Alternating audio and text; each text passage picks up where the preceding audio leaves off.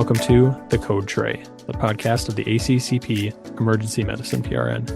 I'm your host, Christian Kroll, an emergency medicine and ICU pharmacist at the University of Iowa Hospital and Clinics. To view this recorded presentation, head to our YouTube channel at youtube.com/@ACCP EM PRN.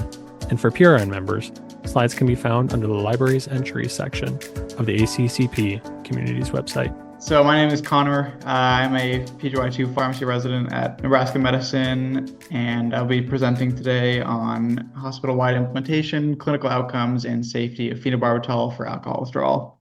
So we'll jump right into it. I have no financial disclosures. We'll start talking about epidemiology of phenobarbital and alcohol withdrawal. And the background here is that around 2 to 7% of heavy alcohol users develop moderate to severe withdrawal. And this is important because about 32% of our ED visits are alcohol related. And why we relate this to our topic of phenobarbital is that recently phenobarbital use in alcohol withdrawal syndrome has increased from 6% in 2016 to 18% in 2020. A really significant increase of phenobarbital usage, which means that this topic is very relevant in today's practice. Just some general risk factors for alcohol withdrawal. Pretty briefly, the history of alcohol withdrawal, delirium, or alcohol withdrawal seizure are both things that ASAM cites as pretty heavy risk factors for another severe withdrawal episode in the future. But any history of withdrawal episodes in general can put you at risk for this. Patients that are older and specifically have traumatic brain injuries as a comorbidity also fall under this high risk category. And lastly, if anyone presents with any sort of signs of significant autonomic hyperactivity, so things like they're tachycardic, hypertensive, usually we see diaphoresis with these patients as well. That's generally where we know, okay, this could be a problematic patient.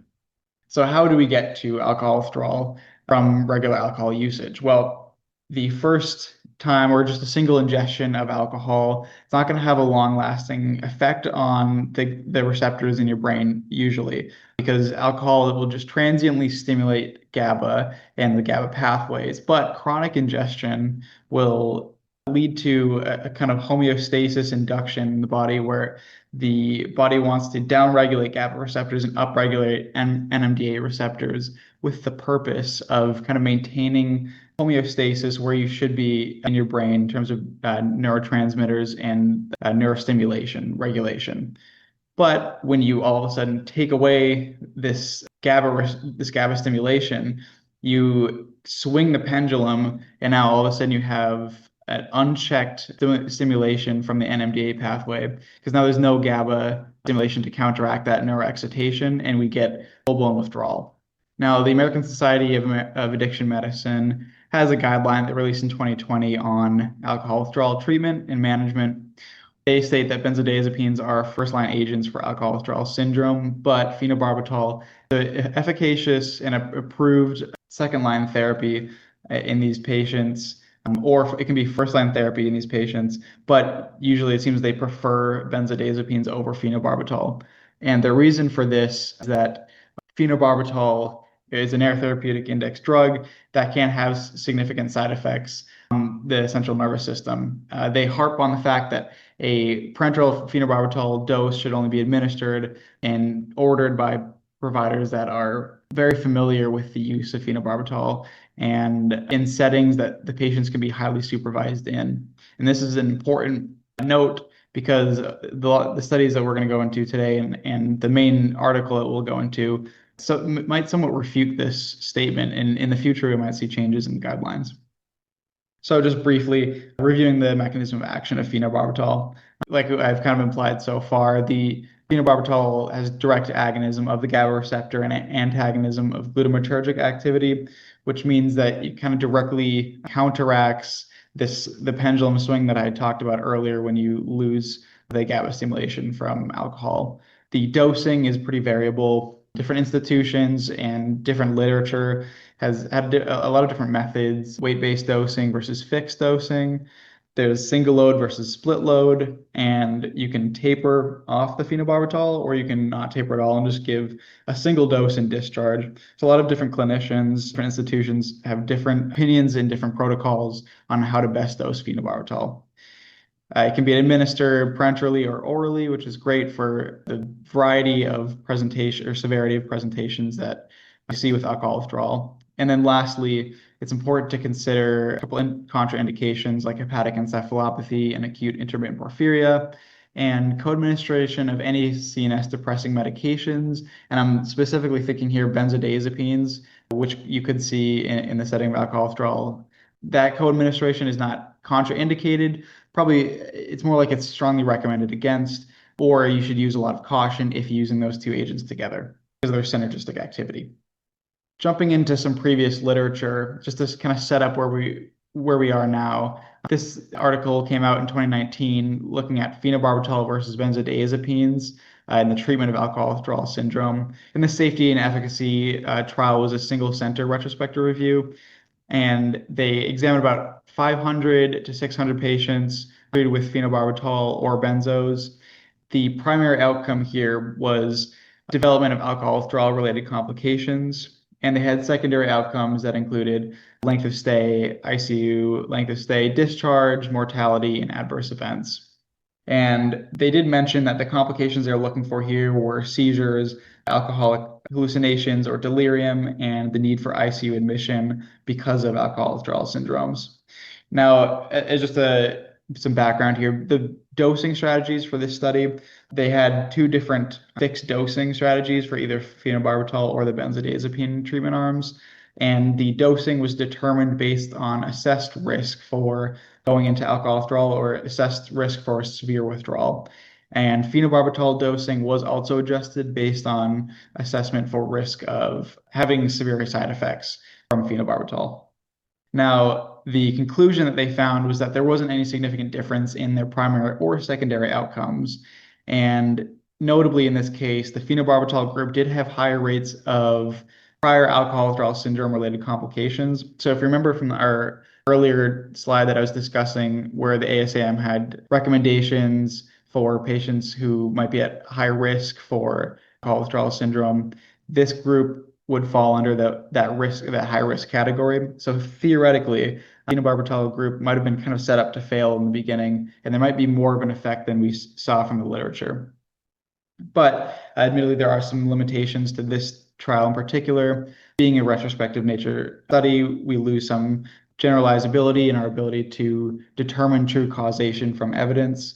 And it was also conducted at a large academic medical center. So we're not getting generalizability to a lot of our hospitals, which aren't large academic medical centers and might not have the same levels of care that we see at academic medical centers. And then our last study we're going to go over before we jump into the main article was this article published in 2021, which looked at specifically implementation of phenobarbital. And this one was a study that had some interesting methods, both evaluating clinician responses to surveys to see how effective the implementation strategies were, but then they also looked at the response rates and basically the effective phenobarbital treatment on patients as well. So we kind of had two kind of a mixed method study, and the population was clinicians for the survey. It included attendings, residents, and nurses. But then the patient population received benzos or they received phenobarbital in two different pathways that they had made to implement. The primary outcome for the patients was the monthly rate of mechanical ventilation, and their conclusion was that phenobarbital was non-inferior to benzodiazepines with rates of mechanical ventilation. And when surveying the clinicians, they found that the phenobarbital pathway was much more streamlined and preferred by clinicians, but they might have had some potential election bias here because of the people who would have responded to this survey, and in theory might have had some sort of bias one way or the other towards phenobarbital versus benzodiazepines. And then the authors also noted that the pathways were slightly different, and so there might have been differences in rollout that affected the results, or just differences in the pathways intrinsically that affect the results of the study. So after going through both of those studies, it's not an exhaustive lit review, but it does highlight some of the recent literature that's out there. And what we see from this is that phenobarbital is usually studied in the emergency department or ICUs in academic medical centers. So we have a gap here where we're not seeing community hospitals and we're not seeing studies that address phenobarbital use in a non-intensive care area. And because of this, there is a lot of pushback from both providers and pharmacists on using phenobarbital in both of these areas. So either a community hospital in the ED or ICU of that hospital, or in the acute care units of even academic medical centers. Now, the reason for this is well founded. There's a lot of warnings regarding the CNS depression potential of phenobarbital, and like you saw in the ASAM guidelines, they do specifically mention that providers should be well versed in the use of phenobarbital before using this parenterally for the treatment of alcohol withdrawal syndrome. So that's kind of where we find pushback against implementing these phenobarbital protocols. And that's where this article comes in that we'll be going over for this journal club, which looked at implementation, clinical outcomes, and safety, specifically in a community setting and in non-acute care areas. So think like a med-surg floor. The objective, like I just mentioned, looking at implementation, clinical outcomes, and safety. They specifically used a weight-based phenobarbital protocol. It was a monotherapy protocol, so they weren't intending to use benzodiazepines for this treatment, or the use of benzodiazepines wasn't designed within the order set that they used, and it was in a community hospital setting. Now, the design was retrospective in nature, and this was a 281-bed community hospital that was recently acquired by the University of Washington Health System. So this hospital is in Seattle, and it was conducted from April of 2021 to March of 2023. Now, in this 2-year period, their inclusion criteria was that the patient must have been hospitalized for at least 24 hours, and they must have been at risk and treated for alcohol withdrawal syndrome. Now, that's kind of a nebulous inclusion criteria for at-risk and treated, but they did have some good definitions for each of these. So an at-risk patient was defined as those who had a ACCP assessment ordered for them. They had a positive blood or urine alcohol screen, and if they had an alcohol withdrawal related diagnosis within 2 years prior or within the first 24 hours after presentation. And they defined treated as receiving phenobarbital or at least 2 benzodiazepine doses within a 12-hour period, first 7 days of hospitalization. And specifically, their benzodiazepines were chlordiazepam epoxide, lorazepam, and diazepam, not because they preferred those over any others, but just that's what the institution had at the time.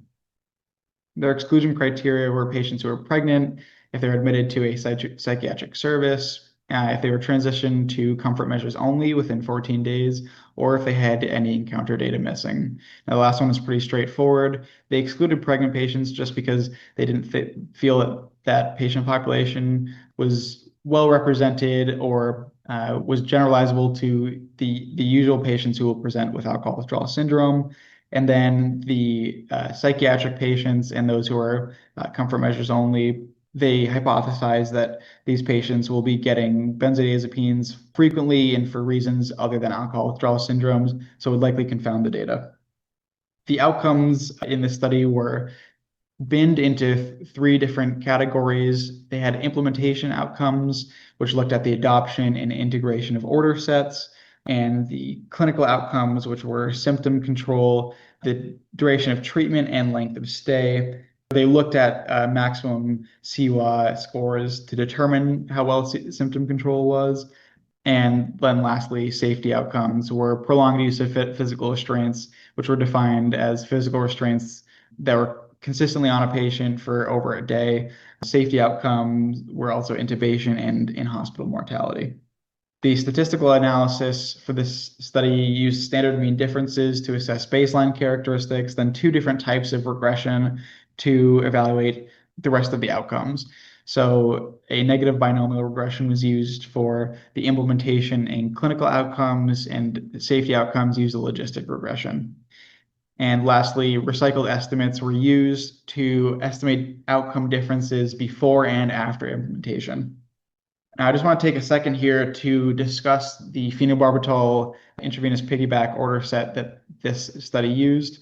I think this is important as this article, and the point of sharing this article, to help us understand how we can implement phenobarbital in different settings. And I think it's great if your hospital doesn't have that implemented, or if you're working on adjusting the order set that you already have, to see what an example of an order set was that they found success with in this study. So they dosed patients initially with a load that was based on risk for alcohol withdrawal syndrome. They defined high risk as having one of the following characteristics, which were a history of ICU admission for alcohol withdrawal syndrome, a history of alcohol withdrawal seizures or DTs, and if they had a blood alcohol level that was greater than 200 and showing signs of alcohol withdrawal syndrome on presentation. The high-risk patients received 15 mg per kg bolus dose, and the patients that were low risk received 10 mg per kg IV piggyback. Of course, phenobarbital is dosed based on ideal body weight, and so that's how they did this in the study. They did have PRNs ordered, and then they did use a taper method where they would do this for 2 to 3 days, and that dose was 1 to 2 mg per kg of ideal body weight. And lastly, this is the pretty important part here because, like I said before, a lot of hesitance to use phenobarbital in non-acute care areas is the issue of potentially CNS depression and missing that and what that could mean for a patient. So they have specific nursing criteria here to check vital signs at certain times. They have notification criteria for providers. And then lastly, they have hold criteria depending on vital signs. So the population, and I have a few slides going over baseline characteristics, but the population was pretty nicely or pretty evenly matched between both groups, which I like to see. They looked at differences in clinical risk factors, which were pretty well distributed between both groups. They looked at previous diagnoses and specifically TBIs, which was mentioned by ASAM as a big risk factor for alcohol withdrawal. And then they also looked at the specialty of who is prescribing it, who is prescribing the phenobarbital order sets. So with baseline characteristics being pretty equal and even between both groups, we can jump into the results of the study.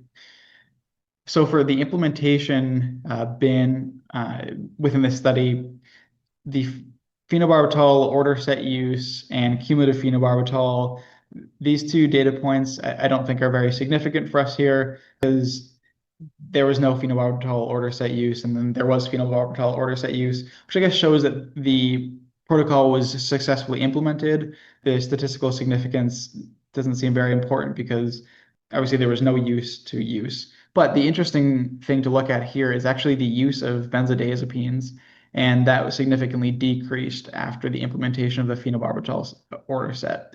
I will make a note here that there's a limitation that might be associated with this outcome, but we'll talk about that in the next few slides.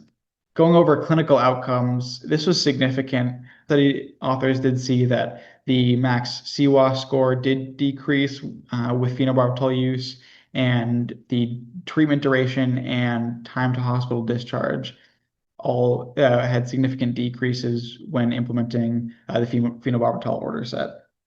So this was a clinically significant intervention. And then lastly, the safety outcomes, they didn't see any differences in outcomes. I'll point out that the time or the rates of intubation and the time in physical restraints numerically did seem to change, and the authors did mention this, but it was not significant. So another study would have to be done to try to bear out any differences that might exist between these two data points. So the authors' conclusions were that implementation of a phenobarbital order set was associated with a significant increase in phenobarbital use and decreased use of benzodiazepines. So essentially success in the implementation realm.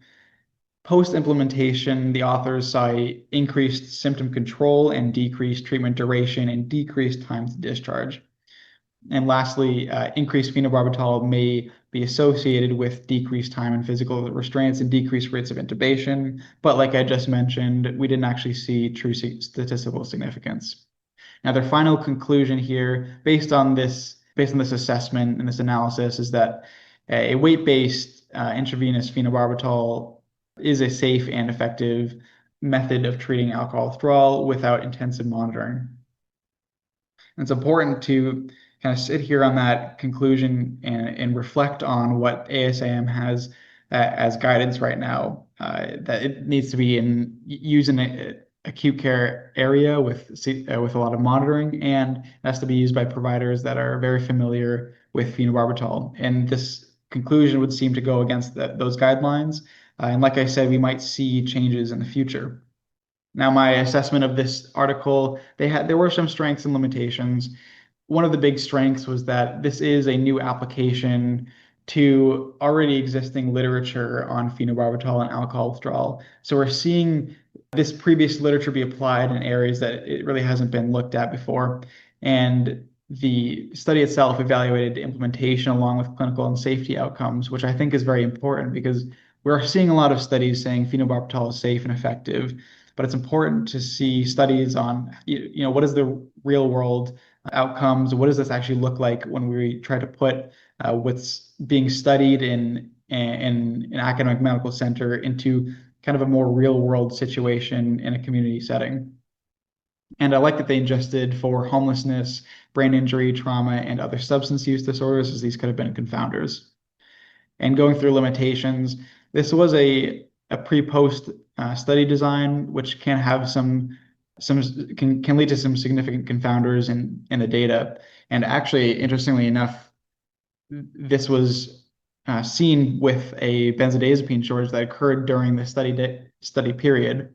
Like I was saying earlier with the implementation outcome slide, because we have this pre and post study with timelines that don't overlap directly, we actually had this benzodiazepine shortage where providers probably were using less benzodiazepines, probably more likely to reach for phenobarbital.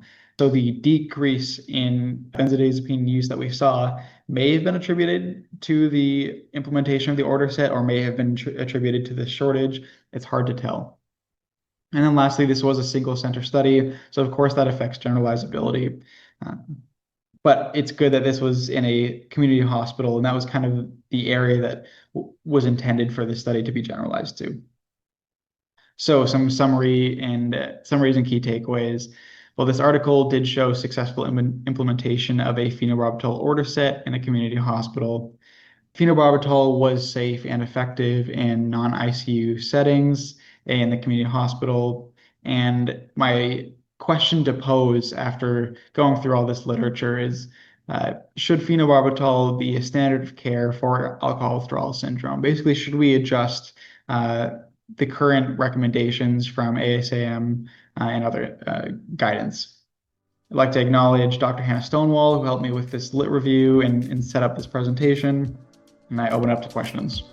If you have enjoyed this presentation content and would like to hear more, subscribe via your favorite podcasting app. Additionally, make sure to check out our YouTube page for all recorded presentations. Thank you for listening to this week's ACCP Emergency Medicine Journal Club presentation.